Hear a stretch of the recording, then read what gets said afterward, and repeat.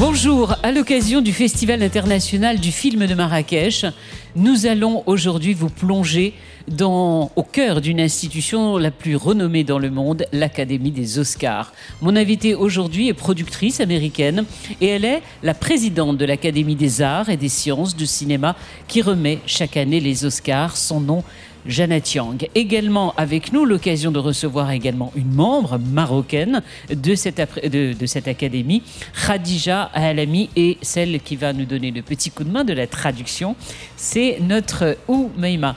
Bonjour. Bonjour. Bonjour Khadija. Bonjour Fathia, Oumeima. Et bonjour Oumeima. Bonjour Madame Fathia. Alors, ma première question, Jeannette, s'il vous plaît.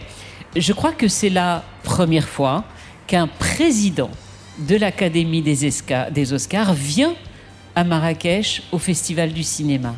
C'est la première fois, oui, et je suis tellement ravie d'être ici. Nous sommes très conscients de ce festival en grande partie grâce à Khadija, et c'est tout ce que j'ai entendu. Et bien plus encore, beaucoup de gens m'ont dit à quel point le festival est merveilleux. L'année dernière, me semble-t-il, il y avait déjà des représentants de l'Académie qui ont rencontré des professionnels marocains. Oui, en effet, je crois que je vais en rencontrer certains cette fois-ci aussi. Il y a les ateliers de l'Atlas et j'attends cela avec beaucoup d'impatience. Alors, tout le monde, à travers le monde entier, connaît les Oscars, l'Académie des Oscars, mais on ne connaît que la cérémonie, la remise des prix des Oscars. J'aimerais bien que vous partagiez avec l'ensemble des Marocains aujourd'hui le travail qui est fait. Qu'est-ce que c'est l'Académie au juste? C'est une très bonne question. Je l'apprécie parce que les Oscars sont quelque chose que tout le monde connaît. C'est évidemment le plus grand jour de l'année pour nous. Il y a beaucoup d'autres choses que nous faisons, comme nous aimons le dire. Donc même si nous commençons à préparer les Oscars peu de temps après chaque année, c'est en mars et nous nous donnons quelques mois de repos et nous commençons déjà à préparer. Mais nous avons beaucoup d'autres activités. Je voulais mentionner que nous avons évidemment un tout nouveau musée de l'Académie qui n'est plus si nouveau. Il y a 3 ans, donc le musée de l'Académie des Arts et des Sciences du cinéma a beaucoup de projections. Nous avons beaucoup de projections de séries, de films et une gamme d'expositions tournantes. Nous accueillons des cinéastes du monde entier. Il y a des expositions d'ouverture comme celle sur Miyazaki, celle sur Le Parrain, les souliers rubis du magicien d'Oz et des millions d'objets que nous pouvons exposer, ainsi que des archives de films. Nous avons également de nombreux programmes éducatifs appelés Gold Rising Program et nous offrons du mentorat à de nombreux jeunes professionnels et étudiants, ainsi qu'une bourse spéciale pour les femmes sponsorisée par Chanel.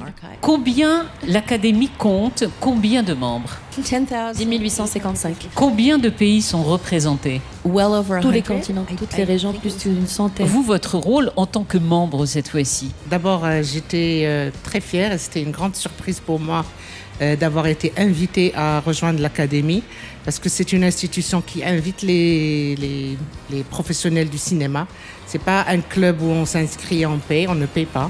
Nous sommes invités à rejoindre l'Académie quand ils décident que votre carrière est assez importante pour qu'on puisse vous intégrer. Depuis que je suis à l'Académie en 2017, j'ai fait partie de plusieurs comités, l'un d'eux qui s'appelle International Inclusion. Et en fait, ce qu'on fait, c'est qu'on fait des réunions entre les différents membres et on parle un peu chacun de son pays ou des autres pays que des fois les gens ne connaissent pas. Ça m'a permis de beaucoup parler du Maroc, de parler des réalisateurs professionnels marocains.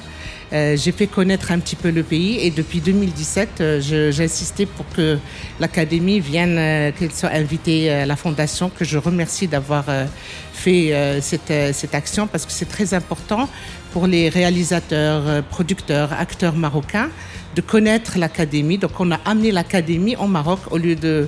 Parce que tout le monde n'a pas la possibilité de partir jusqu'aux États-Unis et avoir accès. Mais l'Académie qui vient chez nous et qui rencontre ces professionnels, il y a eu une rencontre l'année dernière d'une trentaine de professionnels, acteurs, réalisateurs, producteurs, scénaristes. Janet a parlé de formation. Et il y a un programme qui s'appelle du mentoring. Et en fait, ce qu'ils font, c'est qu'ils vous posent des questions aux membres. Quelles sont les choses qui vous intéressent? et quels sont les jeunes étudiants ou étudiantes que vous aimeriez avoir. Et il faut une espèce de rencontre entre vos demandes et celles des étudiants. Et ça leur permet de matcher deux personnes, donc un professionnel et un jeune étudiant ou une jeune étudiante. Et j'ai fait ça pendant 3 ans et je trouve que c'est un programme extraordinaire. Jeannette, on voit il y a une véritable évolution du cinéma chez nous, au Maroc, mais pas seulement chez nous, à travers l'ensemble du continent africain. Comment vous faites au sein de l'Académie pour agrandir aussi la visibilité de notre continent, l'Afrique? Quand Bill et moi avons commencé il y a 2 ans et demi, l'une des choses dont nous avons discuté et à laquelle nous nous sommes tous les deux engagés était de vraiment internationaliser l'Académie et de globaliser ses membres.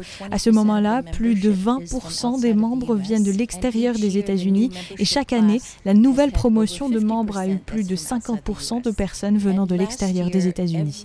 L'année dernière, chaque catégorie de prix avait au moins une personne venant de l'extérieur des États-Unis. Donc on peut dire qu'au cours de ces dernières années, vous privilégiez la diversité culturelle?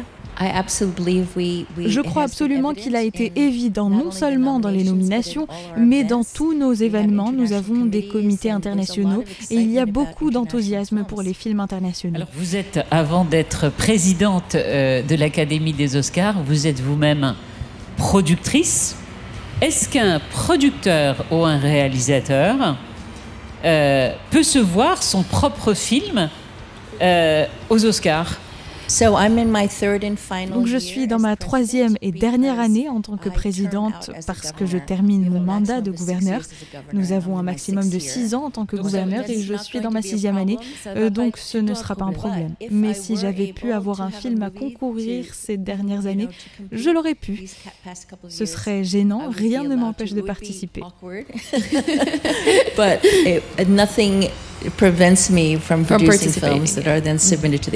On va revenir au Maroc si vous le voulez bien. Vous allez avoir une rencontre lors de ce festival, justement avec des professionnels marocains. Qu'est-ce que vous en attendez de cette rencontre? J'apprécie toujours de rencontrer des cinéastes de partout parce que je sens qu'il y a toujours un langage commun et qu'il est très facile de discuter ensemble. Je suis aussi fascinée par ce pays. C'est ma première fois ici et j'adore le mélange organique de tant de cultures différentes. Il y a une histoire fascinante et je pense que c'est un beau pays pour montrer de nombreuses cultures. Est-ce qu'on représente son pays ou on représente un réalisateur, sa propre personne, réalisateur ou acteur? Est-ce que c'est propre à chacun? Non. En fait, chaque membre qui est invité à rejoindre l'Académie, d'abord, il représente son pays. Qu'on le veuille ou pas, on représente le Maroc, mais pas Khadija Alami ou Nabil Ayouch ou Mariam Touzani. Je les avais cités parce que c'est bien de les citer. Mariam Touzani qui est dans la branche scénariste, Tala Hadid, Saïd Hamish depuis l'année dernière et Houda Binyamina depuis quelques années. En fait, non, on représente notre propre pays, mais bon, il faut savoir... Pour la petite histoire, je me suis toujours donné un peu le rôle de représentante de mon pays quand je suis aux États-Unis. Et puis, tous ces membres de la profession marocaine qui travaillent avec l'étranger, nous sommes un peu représentants de notre pays. L'Académie m'a donné une possibilité d'en parler encore un peu plus et au sein d'une institution qui est quand même l'Académie des Oscars. Jeannette, s'il vous plaît, quelle est la place, vous parliez tout à l'heure de formation, quelle est la place de la jeunesse au sein de l'Académie? En dehors des formations que vous accompagnez, la place des jeunes, d'abord, est-ce qu'il y a des membres qui sont très jeunes? Au cours des derniers mois, nous avons eu nos Student Academy Awards à Londres et nous avons également eu notre célébration de la Nickel Fellowship à Los Angeles. Les Student Academy Awards sont évidemment ce qu'ils sont. Ils ont fait tant de choses pour propulser les carrières des gens. De plus, nous avons un concours de scénarisation appelé la Nickel Fellowship et encore une fois, les gens prêtent beaucoup d'attention aux gagnants de cette catégorie. C'est notre façon de vraiment essayer de mettre en lumière les jeunes talents.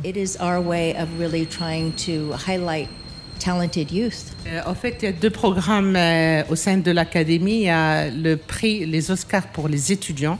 Donc chaque fin d'année, et on a des Oscars des étudiants. Je vois que tu ne voilà, moi ça je ne savais pas. Bon voilà, d'ailleurs je me suis donné une mission chaque année. Maintenant, je m'inscris pour être parmi les votants.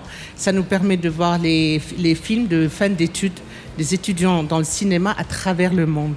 Et il y a une cérémonie qui est à part. On l'a fait, elle est en général en octobre.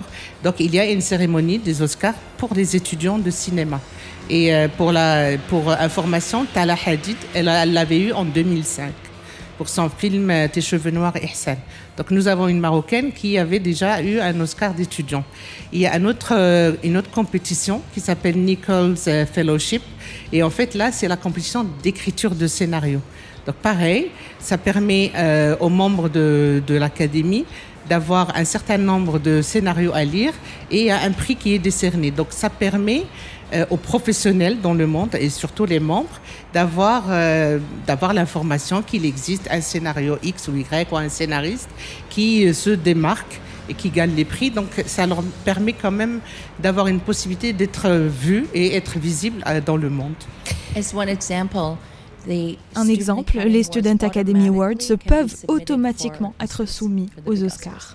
Alors Janet, il y a une nouveauté au sein du Festival de Marrakech cette année. Les organisateurs ont fait une très très belle initiative, c'est-à-dire de créer une nouvelle génération de jeunes Marocains critiques de cinéma. J'en ai rencontré quelques-uns hier et je leur ai dit que je vous rencontrais aujourd'hui. Et leur question à eux, est-ce qu'il y aurait des jeunes Marocains qui pourraient couvrir ou assister aux Oscars? Et si oui, et à tous ceux qui nous écoutent, c'est important qu'on leur réponde, comment faire?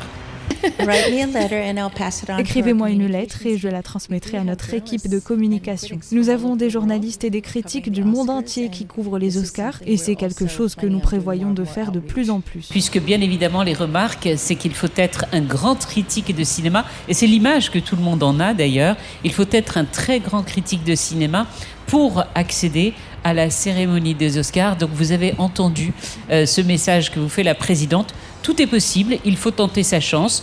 Envoyer un courrier officiel. Je rebondis là-dessus.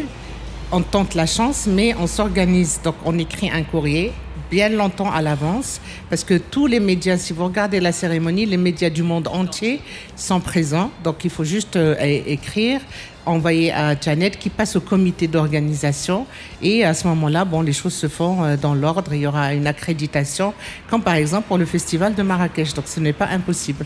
J'ai une dernière petite question qui n'a pas vraiment une question d'ailleurs, parce que je sais que vous avez un programme très chargé.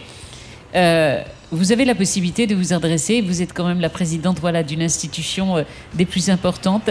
Quel message vous auriez envie d'adresser à l'ensemble des Marocains? Nous croyons vraiment que l'amour du cinéma et l'inspiration pour faire des films et en regarder sont des sentiments partagés par des gens du monde entier. Si vous êtes un cinéaste en herbe, nous vous demandons de garder vos rêves vivants et de venir nous rendre visite à Los Angeles, de venir au musée et nous ferons de notre mieux pour atteindre chaque coin du monde avec, encore une fois, notre amour pour le cinéma et la préservation de l'histoire du film. Le message important, c'est de dire que le cinéma, c'est une langue commune au monde entier. Le message aux jeunes réalisateurs et filmmakers marocains, gardez votre rêve vivant. Venez nous visiter à Los Angeles, à l'Académie. Je me ferai un plaisir de faire le guide. I'm happy to be the guide for any Moroccan who comes. Je peux faire le guide, mais je pense que s'il y a la possibilité de faire ce voyage et d'aller visiter le musée, c'est assez extraordinaire parce qu'en fait, il y a pas mal de films qui sont exposés, les costumes, les accessoires. Donc ça raconte une histoire. J'ai vu l'exposition Casablanca. Oui. C'est magnifique de voir tous les accessoires, le piano, les photos et tout ça. Donc c'est quand même une chance. Et il faut surtout garder leur rêve et la passion vivant toujours. Le cinéma, c'est très important. Magnifique. Même moi, vous m'avez donné envie d'y aller. Merci infiniment, Janet, de ce petit partage avec l'ensemble de nos auditeurs marocains, ici et ailleurs. Merci à vous, Khadija, également. Cette interview, vous pourrez la retrouver sur l'ensemble de nos réseaux sociaux, bien évidemment, comme d'habitude. Merci de votre fidélité. Merci de l'invitation. Merci aussi. Merci.